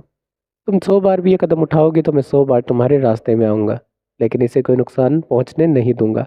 اس کے لہجے میں سختی دیکھ کر خوف سے جیسے ایزا کے سارے الفاظ ہی ختم ہو گئے تھے۔ ایزا، تمہارا اب کوئی نہیں ہے، ماں باپ تمہارے مر چکے ہیں، تمہاری پھپھو تمہیں کسی بھی قیمت پر اپنے پاس نہیں رکھے گی، رہے گے میشال تو وہ بھی کب تک تمہیں اپنے ساتھ رکھے گی؟ کہاں جاؤ گی تم؟ کیا کرو گی؟ اللہ کی زمین بہت بڑی ہے، میں تمہارا پیچھا چھوڑ دوں گا، بس میری ایک بات مان لو۔ کیا؟ اس نے بےتابی سے پوچھا۔ ابھی تو سب سے بڑی خواہش اس کی یہی تھی کہ ماہر اس کا پیچھا چھوڑ دے۔ مجھ سے نکاح کر لو، یہ بچہ مجھے دے دو، تمہیں نہیں چاہیے تو مت لو، لیکن اسے مجھے دے دو۔ جب یہ مجھے مل جائے گا تو میں تمہارا پیچھا چھوڑ دوں گا، کبھی تمہارے راستے میں نہیں آؤں گا، بس یہ مجھے دے دو، اس کے بعد اگر تم کہو گی تو میں تمہیں چھوڑ دوں گا، بس یہ مجھے دے دو۔ اس کے کہنے پر عزا نے بھیگی آنکھوں سے اسے دیکھا۔ وہ اس سے کیا مانگ رہا تھا؟ ایک بچہ جو اس کا اپنا تھا؟ کیا واقعی میں وہ اتنی آسانی سے اسے بچہ دے دیتی؟ آج شاید اسے پیچھے چھڑوانے کے لیے دے دیتی۔ پھر آپ کبھی مجھے تنگ نہیں کریں گے؟ ہاں، کبھی نہیں تنگ کروں گا، بس اسے مجھے دے دو، لیکن اس کے لیے تمہیں مجھ سے نکاح کرنا ہوگا۔ میں نہیں چاہتا کوئی تمہارے کردار پر انگلی اٹھائے۔ انگلیاں اٹھ چکی ہیں ماہر سر، تم مجھے اتنا حق دو کہ میں اٹھنے والی ان ساری انگلیوں کو توڑ دوں۔ اپنے ہونٹ بھینچ کر اس نے اپنے آنسو روکنے کی کوشش کی، لیکن روکنے کے باوجود بھی وہ نکل آئے تھے۔ وہ غلط تو نہیں کہہ رہا تھا، اب اس کا اس دنیا میں تھا ہی کون؟ وشال جو اس کی وجہ سے ہر وقت پریشان رہتی تھی، آخر کب تک وہ اس کی وجہ سے اپنی زندگی ایسے ہی چھوڑ کر بیٹھی رہتی؟ ساحر نے ملازموں کو یہ بات کسی کو بھی بتانے سے منع کیا تھا کہ ماہر کسی لڑکی کو یہاں لایا ہے۔ صرف آئرہ ہی اس کی اس حرکت کے بارے میں جانتی تھی، وہ بھی اس لیے کیونکہ ہاسپٹل میں عزا کی غیر موجودگی دیکھ کر وہ کافی زیادہ پریشان ہو گئی تھی، جس کی وجہ سے ساحر نے اسے یہ بات بتا دی تھی۔ البتہ عارف کے گھر پر بھی سب کو یہی پتا تھا کہ وہ آئرہ کے ساتھ گئی ہے۔ ماہر آیا اور اسے لے کر چلا گیا، اس بات سے سب انجان تھے۔ گھر کے اندر داخل ہوتے ہی سے سناٹے میں عارف اور آمنہ کی آواز صاف سنائی دی تھی، جن کی گفتگو کا موضوع عزا ہی تھا۔ عزا کے بارے میں کیا سوچا ہے عارف؟ کیا مطلب؟ اس نے نظریں سامنے رکھی فائلوں پر جمائے مصروف انداز میں جواب دیا۔ میرا مطلب وہ کب تک یہاں رہے گی؟ یہاں نہیں رہے گی تو کہاں جائے گی؟ عارف، مجھے ڈر ہے اس کی وجہ سے مشال کے لیے کوئی مسئلہ نہ بن جائے۔ جب سے عزا آئی ہے وہ خود کو بھول چکی ہے۔ ہماری بیٹی کوئی اتنی چھوٹی نہیں ہے، کچھ وقت کے بعد ہمیں اس کی شادی بھی کرنی ہے۔ ایسے میں عزا کی یہاں موجودگی اس کے لیے مشکل پیدا کر سکتی ہے۔ اسے پتا تھا عزا اس وقت گھر پر نہیں ہے، اگر پتا ہوتا تو کبھی بھی اتنی آرام سے اتنی تیز آواز میں بات نہیں کر رہی ہوتی۔ اس کی باتیں سن کر عزا نے گہرا سانس لیا اور اپنے کمرے میں چلی گئی۔ اسے یہ سب باتیں بری نہیں لگی تھی، کیونکہ وہ جانتی تھی وہ غلط نہیں کہہ رہی تھی۔ آمنہ، عزا ہمارے لیے مثال جیسی ہے۔ اگر میں کسی بیٹی کی مدد کروں گا تو بھلا میری بیٹی کے لیے کیوں مشکل پیدا ہوگی؟ اللہ میری بیٹی کے لیے آسانیاں پیدا کر دے۔ ایک پل کو رک کر وہ پھر سے کچھ کہنا شروع ہوا تھا۔ ماہر اسے شادی کرنا چاہتا ہے تو عزا سے بات کرو۔ حیرہ بھابی نے بھی کی تھی، وہ انکار کر چکی ہے، لیکن اگر وہ اقرار کر دیتی تو میں بنا وقت ضائع کیے اسے ماہر کے ساتھ رخصت کر دیتا، کیونکہ میں جانتا ہوں ماہر ایک بہت اچھا انسان ہے، اور اس وقت تو عزا کے لیے وہ بیسٹ آپشن ہے۔ اس نے ایک غلطی کی ہے، وہ بھی انجانے میں، اس کی وجہ سے میں ماہر کی اچھائیوں کو اگنور نہیں کر سکتا۔ اس کی بات سمجھ کر آمنہ نے اپنا سر ہلایا، لیکن دل میں وہ یہ طے کر چکی تھی عزا سے خود ایک بار اس بارے میں ضرور بات کریں گی، کیا پتہ وہ اس کی رائے بدلنے میں کامیاب ہو جائے۔ مجھ سے نکاح کر لو، یہ بچہ مجھے دے دو، تمہیں نہیں چاہیے تو مت لو، لیکن اسے مجھے دے دو۔ جب یہ مجھے مل جائے گا تو میں تمہارا پیچھا چھوڑ دوں گا، کبھی تمہارے راستے میں نہیں آؤں گا، بس یہ مجھے دے دو۔ اس کے بعد اگر تم کہو گی تو میں تمہیں چھوڑ دوں گا، بس یہ مجھے دے دو۔ اس کی سوچوں کو بجتے دروازے کی آواز نے توڑا۔ آ جائیں۔ تم کب آئی عزا؟ یہ تو مجھے ملازمہ نے بتایا تم کمرے میں ہو۔ آمنہ نے کمرے میں داخل ہوتے کہا تھا۔ کیا ہوا، تم ڈاکٹر کے پاس گئی تھی؟ کچھ نہیں ہوا، سب ٹھیک تھا نا؟ اس نے تشویش سے پوچھا۔ میں نے اپنا فیصلہ بدل لیا ہے۔ اس کے کہنے پر آمنہ کو تھوڑی حیرت ہوئی تھی، ایسا وہاں کیا ہوا تھا جس نے اسے فیصلہ بدلنے پر مجبور کر دیا تھا؟ اپنی حیرتیں چھپا کر وہ اس سے بات کرنے لگی جسے کرنے کے لیے وہ یہاں آئی تھی۔ مجھے تم سے کچھ بات کرنی تھی۔ گہرا سانس لے کر اس نے اپنی بات شروع کی۔ ماہر تم سے شادی کرنا چاہتا ہے۔ آئرہ بھابی نے تم سے بات کی ہوگی؟ ہاں کی تھی، اس کا چہرہ بے تاثر تھا۔ تو تمہارا کیا فیصلہ ہے؟ مجھے کوئی اعتراض نہیں ہے۔ اس کے کہنے پر آمنہ نے حیرت سے اس کی جانب دیکھا۔ اس کے اتنی جلدی راضی ہو جانے کی امید جو نہیں تھی۔ نہیں، تم اچھے سے سوچ لو پھر جواب دینا۔ تمہارے ساتھ کوئی زبردستی نہیں ہو رہی، تم انکار کرنا چاہو تو کر دو، تمہیں پورا حق ہے بیٹا۔ میں سوچ سمجھ کر ہی جواب دے رہی ہوں آنٹی، مجھے کوئی اعتراض نہیں ہے۔ سوچ تو چکی تھی، ماہر نے صحیح کہا تھا، اس کے پاس یہی ایک راستہ تھا۔ اس بچے کو چاہ کر بھی ختم نہیں کر سکتی تھی، کرنا چاہتی تو ماہر ایسا کرنے نہیں دیتا۔ پپو اسے اپنے پاس رکھنے کو تیار نہیں تھی، اور مشال کے گھر پر بھی وہ کب تک رہتی؟ سارے دروازے جیسے اس کے لیے بند ہو گئے تھے، ایک بس یہی کھلا تھا۔ آمنہ کی بات سنتے عارف نے مرتضیٰ کو عزا کا جواب بتایا، جس کے 2 دن کے اندر ہی ان کا نکاح کر دیا گیا۔ ویسے بھی کسی طرح کا کوئی شور شرابہ نہیں ہونا تھا، کیونکہ اس کے والدین کو گزرے ابھی وقت ہی کتنا ہوا تھا۔ ایسے میں بس سادگی سے ان کا نکاح ہونا تھا۔ دوپٹہ تھوڑی تک ڈالے وہ بس غائب دماغی سے اپنے ساتھ ہوتی کاروائی دیکھ رہی تھی۔ پورا کمرہ افراد سے بھرا ہوا تھا، لیکن نظریں اٹھا کر اس نے ایک بار بھی کسی کو نہیں دیکھا تھا، نہ اسے دیکھنا تھا۔ وہ بس خاموشی سے مولوی صاحب کے ادا کیے الفاظ سن رہی تھی، جو اس سے اس کی رضامندی پوچھ رہے تھے۔ کیا آپ کو یہ نکاح قبول ہے؟ ایزا بیٹی جواب دو۔ اس کی مسلسل خاموشی دیکھ کر آمنہ نے اس کا سر ہلایا، جس پر اس نے کب کپاتے لبوں سے قبول ہے کہا۔ کیا آپ کو یہ نکاح قبول ہے؟ قبول ہے۔ کیا آپ کو یہ نکاح قبول ہے؟ اس نے ضبط سے آنکھیں بند کی۔ زندگی کیا سے کیا ہو گئی تھی؟ آج وہ اپنا سب کچھ اس شخص کو سونپنے جا رہی تھی جو اس کی عزت کا لٹیرا تھا۔ قبول ہے۔ نکاح عارف کے گھر پر ہی ہوا تھا، جس میں بس سارے گھر کے افراد ہی شامل تھے۔ فارغ ہوتے ہی ان سب کا ارادہ سیدھا حویلی کے لیے نکلنے کا تھا۔ ویسے بھی یہاں رہتے اب کافی دن ہو چکے تھے۔ باقی کے سارے افراد حویلی کے لیے نکل چکے تھے، آئرہ، آریان اور کسوہ کے علاوہ۔ آئرہ بھی بس سب کے ساتھ ہی جانے والی تھی، لیکن حویلی کے سارے افراد میں سے صرف آئرہ ہی تھی جو ایزا سے ملی تھی، جس نے اس سے بات چیت کی تھی۔ ایسے میں ایزا صرف اس کے ساتھ ہی آرام دہ محسوس کر رہی تھی، اس لیے ایزا بیک سیٹ پر اس کے ساتھ ہی چپکی ہوئی بیٹھی تھی۔ حویلی جانے سے پہلے وہ اپنی پھپھو سے ملنے گئی۔ ایک ان ہی سے دنیا میں اس کا آخری رشتہ باقی تھا۔ اسے دیکھ کر پہلے تو وہ اس بات پر غصہ ہوئی کہ بنا ان سے کچھ مشورہ کیے اس نے شادی کر لی، اور جب یہ پتہ چلا اس نے اس لڑکے سے شادی کی ہے جس نے اس کے ساتھ بدتمیزی کی تھی، تو ان دونوں پر اچھی طرح الزام لگا کر بنا کچھ سنے دروازہ بند کر دیا۔ حویلی پہنچنے تک وہ آئرہ کے ساتھ ہی چپکی بیٹھی رہی۔ سارے افراد جلدی نکلنے کی وجہ سے پہلے ہی یہاں پر پہنچ چکے تھے، لیکن کسی طرح کا کوئی استقبال نہیں کیا گیا، کیونکہ ایزا مشال سے کہہ کر پہلے ہی انہیں منع کروا چکی تھی۔ یہ تمہارا کمرہ ہے، لمبے سفر سے آئی ہو، آرام کرو، صبح تمہیں سب سے ملوا دوں گی۔ اس کا گال تھپتھپا کر آئرہ کمرے سے چلی گئی۔ اس کے جانے کے بعد وہ گہرا سانس لے کر کمرے کا جائزہ لینے لگی۔ وہ کمرہ دیکھتے ہی ٹھٹک کر رک گئی۔ وہاں لگی تصاویر دیکھ کر اسے جاننے میں دیر نہیں لگی، یہ کمرہ کس کا ہے؟ اسے اس شخص کے کمرے میں اس کے ساتھ نہیں رہنا تھا۔ دروازہ کھلنے کی آواز پر وہ بنا مڑے بھی جانتی تھی کہ کون ہوگا۔ ماہر نے اپنے قدم اس کے قریب کیے اور اس کے پیچھے جا کر کھڑا ہوا۔ جب اسے اپنے پیچھے محسوس کر کے اس کا سانس جیسے رک چکا تھا۔ ایزا، اس کے پکارنے پر بنا ماہر کی طرف دیکھے اس نے اپنے قدم باہر کی جانب بڑھائے تھے۔ ایزا، بات تو سنو۔ ماہر نے اس کا ہاتھ پکڑا۔ جب اس کی گرفت سے اپنا ہاتھ چھڑواتی وہ کمرے سے باہر چلی گئی۔ تیز تیز قدم اٹھاتی وہ نیچے کی طرف آگے بڑھ رہی تھی، جب نظر سامنے سے آتے ساحر پر پڑی۔ اس نے حیرت سے پیچھے مڑ کر ماہر کو آتے دیکھا، اور اس کی حالت ایسی ہو گئی جیسے اس نے کوئی بھوت دیکھ لیا ہو۔ اس وقت وہ اتنی خوفزدہ تھی کہ ایک پل کے لیے بھی اس کے ذہن میں یہ خیال نہیں آیا کہ وہ جڑواں ہو سکتے ہیں۔ اس نے اپنے چکراتے سر پر ہاتھ رکھا، اور اس سے پہلے کہ وہ بے ہوش ہو کر وہاں گرتی، ماہر اس کے قریب آ کر اسے پکڑ چکا تھا۔ کیا ضرورت تھی اس وقت کمرے سے نکلنے کی؟ اسے اپنی باہوں میں اٹھائے اس نے ساحر کو گھور کر دیکھا۔ میں تو اماں سائی کو ڈھونڈ رہا تھا، مجھے کیا پتا تھا یہ بے ہوش ہو جائے گی۔ اس کے کہنے پر اپنا سر نفی میں ہلاتا وہ اسے اپنے کمرے کی جانب لے گیا۔ البتہ ذہن میں یہ سوچ ضرور آئی تھی کہ یہ لڑکی اتنا بے ہوش کیوں ہوتی ہے۔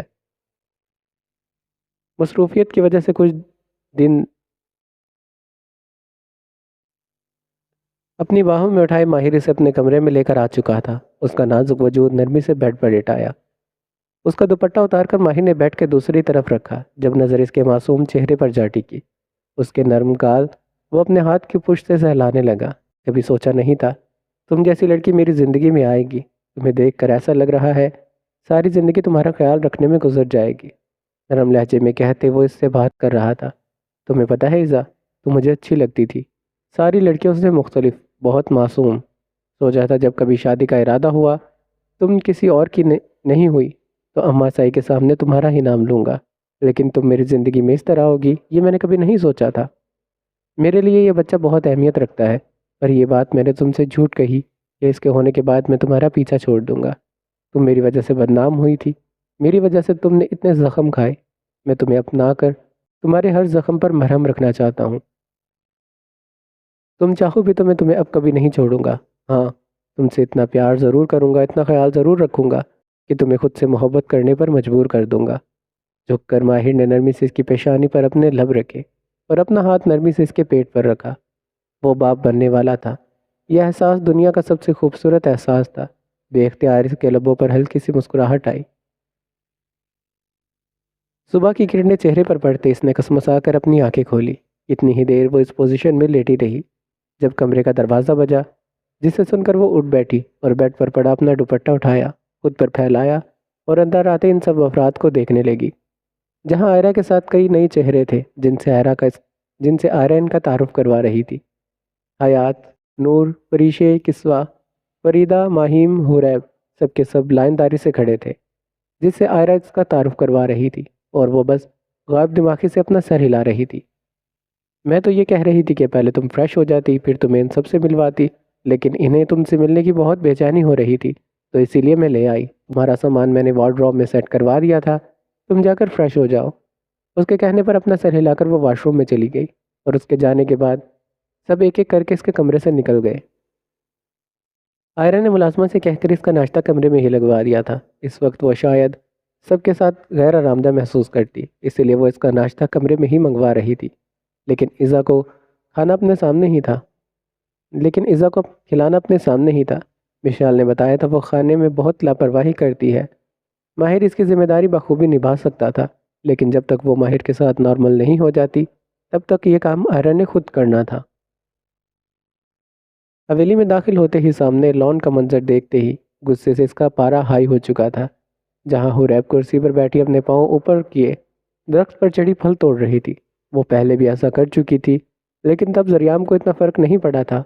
اب بات اور تھی، وہ لڑکی ایسی حالت میں اتنی لاپرواہی دکھا رہی تھی۔ حریب کی بچی، نیچے اترو۔ اس کے قریب جا کر زریام نے اس کا ہاتھ پکڑ کر اسے نیچے اترنے کو کہا۔ ابھی تو میری بچی ہوئی بھی نہیں ہے، میں کہہ رہا ہوں نیچے اترو، لیکن میرے کو پھل توڑنے دو۔ تم نیچے اترو، میں توڑ دوں گا۔ اس کے کہنے پر حریب منہ بناتی نیچے اتری۔ بہت لاپرواہ لڑکی ہو تم، آئندہ میں تمہیں اس طرح سے حرکت کرتے نہ دیکھوں۔ اسے گھورتے ہوئے وہ کرسی پر چڑھ گیا تھا، 2-3 سیب توڑ کر اسے دیے، جنہیں اپنی قمیض سے صاف کر کے وہ کھانے لگی، لیکن زریام کے گھورنے پر اندر چلی گئی۔ اس کے گھورنے کا مطلب تھا اندر جاؤ، دھو کر کاٹ کر کھاؤ۔ دوپٹہ خود پر ڈال کر وہ نیچے کچن میں چلی آئی۔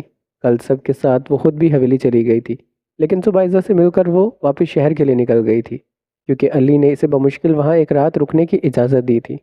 اس وقت وہ گھر پر نہیں تھا، اور اس کے آنے سے پہلے نور اس کے لیے کچھ اچھا سا بنانا چاہتی تھی۔ ویسے تو کچھ زیادہ بنانا نہیں آتا تھا، لیکن جو آتا تھا وہ بنا سکتی تھی۔ اس کی شادی کو 2 ہفتے ہو چکے تھے، لیکن اس نے ابھی تک کچھ نہیں بنایا تھا۔ پریشے نے اسے بتایا تھا کہ شادی کے بعد لڑکی پہلی کوئی چیز میٹھی بناتی ہے، لیکن اس نے ایسا کچھ نہیں کیا۔ باتوں باتوں میں ایک بار ایسے ہی علی نے اس سے رسم کا ذکر کیا تھا، جس پر اس نے یہ کہہ کر شادی کے 10 سے 15 سال کے بعد یہ رسم شوق نبھانا ہے، لیکن ابھی کچن میں اسے کچھ بھی بنانے کی اجازت نہیں تھی۔ پتہ نہیں اس کے ساتھ کیا مسئلہ ہے، میں بیڈ پر لیٹ کر ذرا بھی ہلتی ہوں تو کہتا ہے سو کیوں نہیں رہی ہو، میں سوتی ہوں تو کہتا ہے کھانا کھا لو، کھانا کھاتی ہوں تو کہتا ہے واک کرو۔ اس انسان نے میرا دماغ خراب کیا ہوا ہے۔ اس نے پلیٹ میں رکھا سیب اٹھا کر منہ میں ڈالا، جو آئرہ کاٹ کر اس کے سامنے رکھ رہی تھی، اور اپنی بہو کے منہ سے اپنے بیٹے کی شکایتیں مسکراتے ہوئے سن رہی تھی۔ تم بھی تو اسے اتنا تنگ کرتی ہو۔ میں بالکل تنگ نہیں کرتی، وہ جو کہتا ہے میں چپ چاپ کرتی ہوں، لیکن پھر بھی مجھے ہر وقت ڈانٹتا رہتا ہے۔ اس نے منہ بناتے ایک اور پیس منہ میں ڈالا جب زریام کچن میں داخل ہوا، اور اس کی گھورتی نگاہیں پھر سے حریب پر ٹک گئی تھی۔ میرا مطلب تھا کاٹ کر کھاؤ، یہ نہیں کھاتا میری ماں سے کٹوا کر کھاؤ۔ میں نے نہیں بولا تھا، تو یقیناً تم نے منع بھی نہیں کیا ہوگا۔ زریام، میں خود کاٹ کر دے رہی ہوں، اس نے مجھ سے کچھ نہیں کہا تھا، اسے کچھ مت کہو۔ آئرہ کے کہنے پر حریب نے فاتحانہ مسکراہٹ لبوں پر سجائے اس کی جانب دیکھا، جسے دیکھ کر وہ اپنا سر نفی میں ہلاتا وہاں سے چلا گیا۔ ویسے اماں سائیں، آپ مجھے بگاڑ رہی ہیں، اور یہ بات اچھی نہیں ہے۔ اس کے کہنے پر آئرہ نے مسکراتے اپنا سر نفی میں ہلایا۔ کمرے میں داخل ہوتے ہی ملازم سے اسے یہ بات پتہ چل چکی تھی کہ نور آ گئی ہے، لیکن یہ جان کر کافی حیرت ہوئی کہ وہ کچن میں ہے۔ اپنے کمرے میں جانے کے بجائے وہ سیدھا کچن میں گیا، جہاں اسے نور کی پشت دکھائی دی۔ نور! اس کی آواز سن کر نور نے مڑ کر اسے دیکھا، جبکہ اس کی بھیگی آنکھیں دیکھ کر علی تو جیسے تڑپ کر ہی رہ گیا تھا۔ کیا ہوا ہے؟ مجھے چوٹ لگ گئی، اس نے روندی ہوئی آواز میں کہتے اپنا ہاتھ اس کے سامنے کیا، جہاں اس کے انگوٹھے پر اور انگلی پر چوٹ لگی تھی، اور خون کی بوند بھی نکل رہی تھی۔ یہ کیسے لگی؟ میں سلاد کاٹ رہی تھی تو کاٹتے وقت لگ گئی۔ تمہیں ضرورت کیا تھی کچھ کرنے کی؟ ملازمہ سے فرسٹ ایڈ باکس منگوا کر اس نے نور کو وہاں رکھی کرسی پر بٹھایا، اور اس کی چوٹ کو صاف کرنے لگا، اور جب تک اس نے اپنا کام پورا نہیں کیا تب تک کچن میں نور کی سوں سوں جاری رہی۔ چلو اب اٹھو اور کمرے میں چلو۔ لیکن میں آپ کے لیے کھانا بنا رہی تھی، وہ ابھی رہتا ہے، تمہیں کچھ کرنے کی ضرورت نہیں ہے، اور آج کے بعد میں تمہیں کچن میں کوئی کام کرتا نہ دیکھوں۔ لیکن مجھے آپ کے لیے کام کرنا اچھا لگتا ہے، اگر تمہیں واقعی کچھ کرنا ہے تو اپنے شوہر کی خدمت کرو۔ مسکراتے ہوئے اس نے نور کو اپنی باہوں میں اٹھایا۔ علی نیچے اتارے مجھے، اب میری خدمت کرو، ویسے بھی اپنے شوہر کے لیے کام کرنا تو تمہیں اچھا لگتا ہے نا؟ تنگ مت کرے، مجھے چوٹ لگی ہے۔ اس نے اپنا چوٹ والا ہاتھ اس کے سامنے کیا۔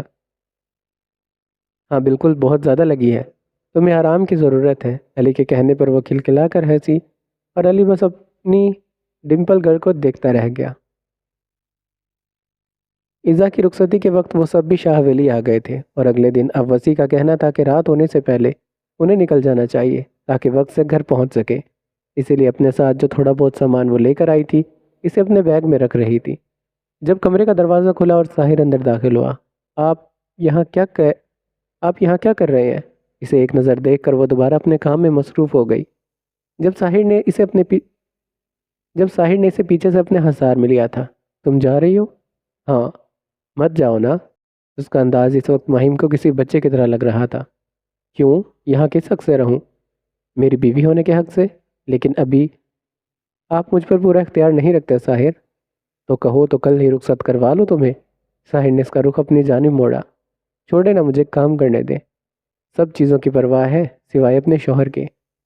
ہاں جی، نہیں ہے اپنے شوہر کی پرواہ، اسی لیے تو مجھے اپنا خیال خود رکھنا پڑتا ہے، اپنی پیاس خود مٹانی پڑتی ہے۔ اس کے لبوں کو سہلاتے وہ اگلے ہی لمحے اس کے لبوں پر جھک گیا اور اس کی سانسوں کو خود میں اتارنے لگا، اور ہمیشہ کی طرح اپنی رکتی سانسوں کی وجہ سے ماہم کو خود اسے دور کرنا پڑا، ورنہ وہ ایک بار اس کے قریب آ جاتا تھا تو اس سے دور جانا بھول جاتا تھا۔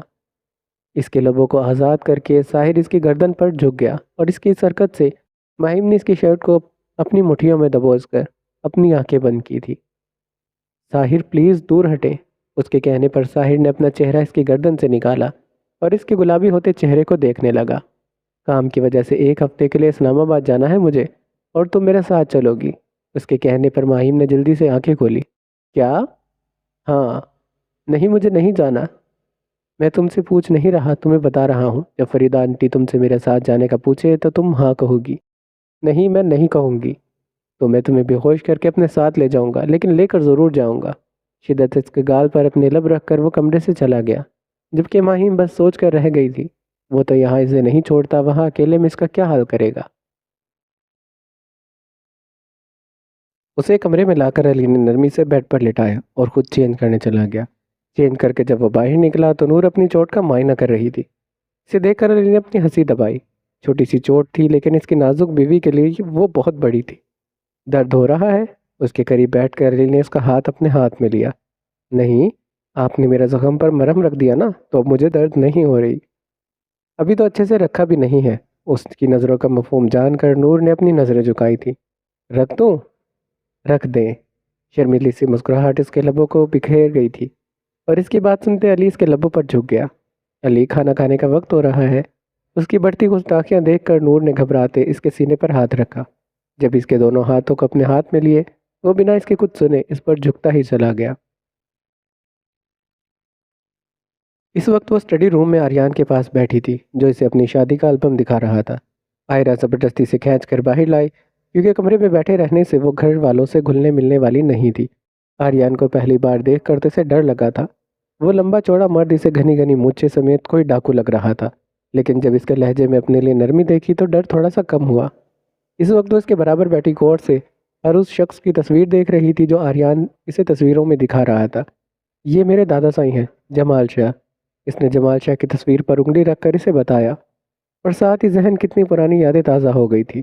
یہ کہاں ہے؟ اب نہیں ہے تو انہیں کیا ہوا تھا؟ انہوں نے خودکشی کی تھی۔ ماضی کی یادوں میں کھوئے اس نے جیسے غائب دماغی سے کہا۔ کیوں؟ اس نے جھجکتے ہوئے پوچھا، کیونکہ اسے یہی لگا یہ سوال کرنے کا وہ حق نہیں رکھتی تھی۔ تم فیملی کا فرد بن چکی ہو، تم سے کچھ نہیں چھپ سکتا۔ آہستہ آہستہ ساری باتیں تمہارے سامنے آ جائیں گی۔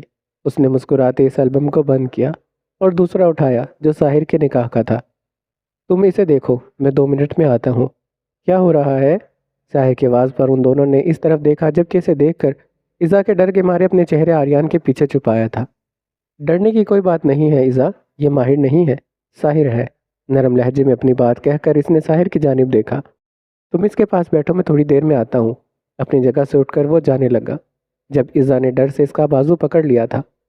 میرا بچہ، ڈرنے کی ضرورت نہیں ہے، یہ ساحر بھائی ہیں، اور جب تک میں یہاں ہوں ماہر تمہیں کچھ نہیں کہے گا۔ نرمی سے اپنا بازو چھڑوا کر وہ کمرے سے باہر چلا گیا، اور اس کے جانے کے بعد ساحر مسکراتے ہوئے اس کے سامنے رکھے صوفے پر بیٹھ گیا۔ مجھ سے ڈرنے کی ضرورت نہیں ہے، میں ساحر ہوں، جسے دیکھ کر کل رات آپ بے ہوش ہو گئی تھی۔ میں اور ماہر ٹوئنز ہیں، اور وہ مجھ سے چند منٹ بڑا ہے۔ آپ بالکل ان کے جیسے ہیں۔ ہاں، لیکن جلد ہی آپ ہم دونوں میں فرق کرنا سیکھ جائیں گی۔ اس کے کہنے پر ایزا نے مزید کچھ کہے بغیر اپنی نگاہیں جھکا لی۔ جب تک آریان وہاں دوبارہ نہیں آ گیا تب تک ساحر خود ہی اس سے باتیں کرتا رہا، اور اس کے جانے کے بعد وہ اپنی جگہ سے اٹھ کر چلا گیا۔ ساحر کام کے سلسلے میں اسلام آباد جا رہا تھا، وسیع نے کپڑے طے کرتی فریدہ سے کہا۔ ساحر کام کے سلسلے میں اسلام آباد جا رہا ہے، وسیع نے کپڑے طے کرتی فریدہ سے کہا، جس نے اس کی ایک بات سن کر فقط اپنا سر ہلایا تھا۔ وہ ماہم کو بھی ساتھ لے کر جانا چاہتا ہے۔ اس کے کہنے پر فریدہ کے ہاتھ رکے تھے۔ کیوں؟ ایسے ہی۔ لیکن وسیع سے اچھا تو نہیں لگتا نا؟ کیوں نہیں لگتا؟ ان کا صرف نکاح ہوا ہے، میں کیسے ماہم کو اس کے ساتھ بھیج دوں؟ ویسے تو ماہم اس کے نکاح میں ہے، اور مجھے کوئی ڈر نہیں ہے، مجھے معلوم ہے۔ ساحر اپنی حد جانتا ہے، لیکن تمہیں کوئی اعتراض ہے تو بتا دو۔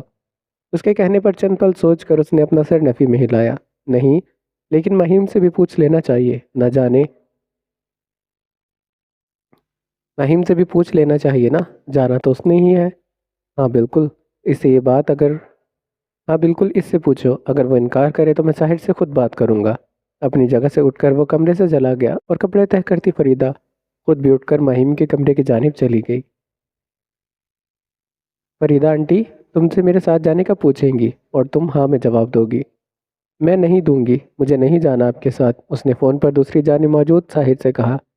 مہیم اگر ہاں کہوگی تو پیار سے لے کر جاؤں گا اور پیار سے واپس لے آؤں گا، اور اگر انکار کیا تو پھر زبردستی لے کر جاؤں گا، اور اس کے بعد میں وہاں جا کر تمہارے ساتھ جو کروں گا اس کے لیے تیار رہنا، اس نے دھمکی دی تھی۔ ٹھیک ہے، بس میری کچھ باتیں مان لے، پھر میں ساتھ چلوں گی، جیسے جیسے آپ وہاں گندی گندی باتیں نہیں کریں گے۔ اس کے کہنے پر ساحر کے لبوں پر بے ساختہ مسکراہٹ پھیلی تھی۔ میرا تو گندا گندا حرکتیں کرنے کا ارادہ ہے، وہ بھی نہیں کریں گے۔ مطلب میں تمہاری طرف سے ہاں سمجھوں، تیار رہنا، اور اب انکار کی کوئی گنجائش نہیں ہے۔ بنا اس کے خود سنے اس نے اپنی کہہ کر کال کٹ کر دی۔ اچھی زبردستی ہے، اس نے منہ بنایا، جانتی تھی چاہے انکار کرتی یا اقرار لے کر تو اسے ویسے بھی جانا ہے، تو بہتر ہے پیار سے ہی چلی جاتی، تاکہ وہ بھی اسے پیار سے ہی رکھتا۔ یہ کس کی بچی اٹھا لائی ہو؟ کمرے میں داخل ہوتے ہی اس کی نگاہ آئرہ کے ساتھ لیٹی ایزا پر پڑی، جو آئرہ کا ایک ہاتھ اپنے ہاتھ میں لیے بچوں کی طرح سو رہی تھی۔ اسے ماہر کے کمرے میں نہیں سونا تھا، اسی لیے یہاں آ گئی۔ آئرہ تمہیں اسے یہاں نہیں سلانا چاہیے، اسے ماہر کے قریب رہنے دو، ورنہ اس طرح تو یہ کبھی ماہر کے قریب نہیں جائے گی۔ جب سے ایزا یہاں آئی ہے تب سے ان دونوں میں ایک لفظ بھی بات چیت نہیں ہوئی۔ عالم اس گھر میں رہتے ہوئے یہ ویسے بھی ماہر کے قریب نہیں ہو سکے گی۔ ان دونوں کی آواز دھیمی تھی تاکہ ایزا کی نیند خراب نہ ہو جائے۔ یہاں اسے ایسے ہی بہت سے لوگ مل جائیں گے جن کے پاس یہ خود کو محفوظ سمجھتی ہے۔ اگر اسے ماہر کے قریب کرنا ہے تو ان دونوں کو کسی ایسی جگہ بھیجنا ہوگا جہاں اس کا ہر راستہ صرف ماہر تک جائے، تب ہی شاید ان کی دوریاں ختم ہو سکتی ہیں۔ اس کے کہنے پر عالم بھی سوچ میں پڑ گیا۔ بات تو ٹھیک ہے، میں آریان سے بات کروں گا۔ اپنی شال صوفے پر رکھ کر وہ واپس کمرے سے جانے لگا جب آئرہ نے اسے پکارا تھا۔ اب کہاں جا رہے ہیں؟ یہاں رہ کر بھی کیا کروں گا؟ بچی کا شکر ادا کروں گا، آج اس نے تمہیں بچا لیا، ورنہ میرا ارادہ آج تمہیں چھوڑنے کا ہرگز نہیں تھا۔ پھر تو مجھے روز اس بچی کو اپنے پاس سلانا چاہیے۔ آئرہ نے مسکراتے ہوئے اس کے بالوں میں ہاتھ پھیرا تھا، جبکہ اس کے کہنے پر عالم نے گھور کر اسے دیکھا۔ مہیم، ساحر اسلام آباد جا رہا ہے۔ اس کے کمرے میں داخل ہوتے جو بات فریدہ نے کہی تھی وہ یہ تھی، جبکہ اس کی بات سن کر مہیم بس اپنا سر پکڑ کر رہ گئی۔ وہ پہلے بھی کام کے سلسلے میں بہت سی جگہوں پر جا چکا تھا، لیکن اس بار بات الگ تھی، کیونکہ اس بار وہ مہیم کو اپنے ساتھ لے جانا چاہتا تھا۔ جانتی ہوں ماما، تو وہ تمہیں بھی اپنے ساتھ لے کر جانا چاہتا ہے، تم جاؤ گی؟ آپ نے کیا کہا ہے ان سے؟ تمہارے بابا نے ہاں کر دی ہے، لیکن اگر تم انکار کرو گی تو وہ ساحر کو بتا دیں گے۔ یہ کوئی اتنا بڑا مسئلہ نہیں ہے۔